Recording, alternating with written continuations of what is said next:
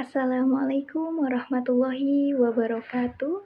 Bertemu lagi bersama saya Rifatul Mila di hari kedua pembelajaran di luar kelas. Dan masih dalam tema kurikulum dasar. Pembahasan hari ini adalah pertanyaan mengenai individual system. Nah, pertanyaan pertama, apa pengertian individual system?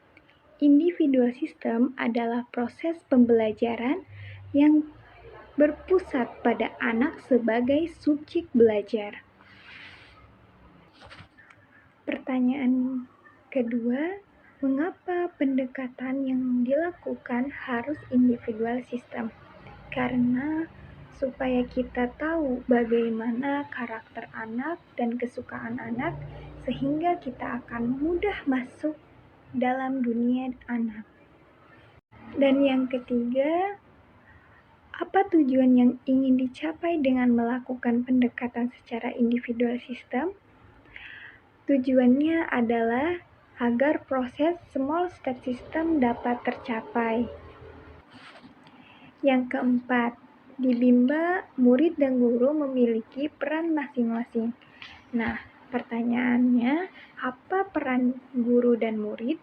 Peran guru adalah sebagai motivator, dan peran murid adalah sebagai subjek belajar. Kelima, apa perbedaan antara metode individual system dan classical system?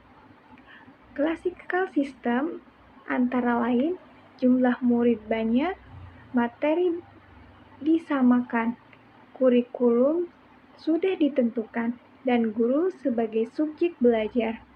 Sedangkan individual system itu jumlah murid sedikit, materi disesuaikan, kurikulum menyesuaikan, dan anak yang menjadi subjek belajar.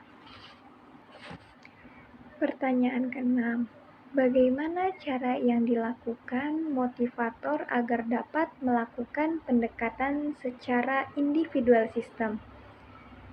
Selalu melakukan afeksi anak, melakukan pendekatan sesuai dengan karakter dan kesukaan anak, harus memahami metode dan kurikulum Bimba.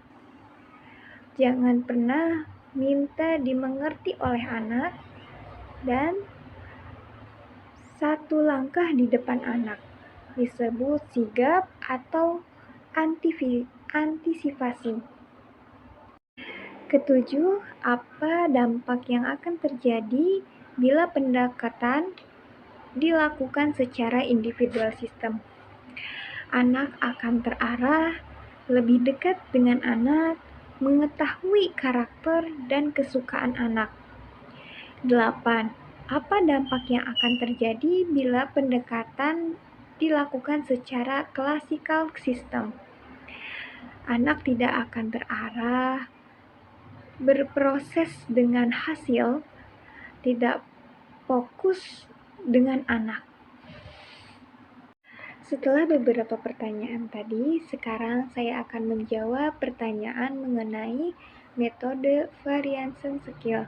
Pertanyaan pertama, apa pengertian variation skill?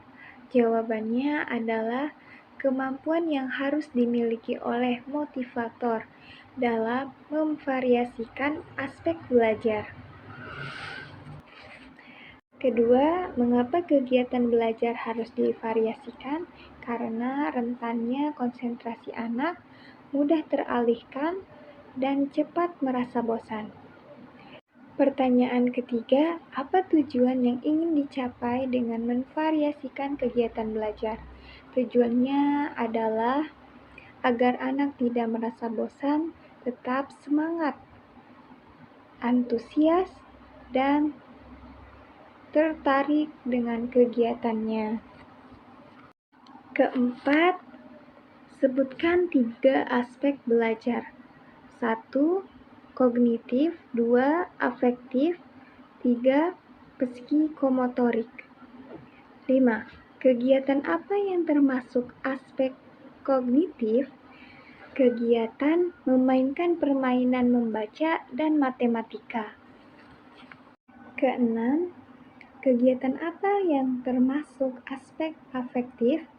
Kegiatannya berdialog, bernyanyi, bercerita, berdongeng, dan bermain.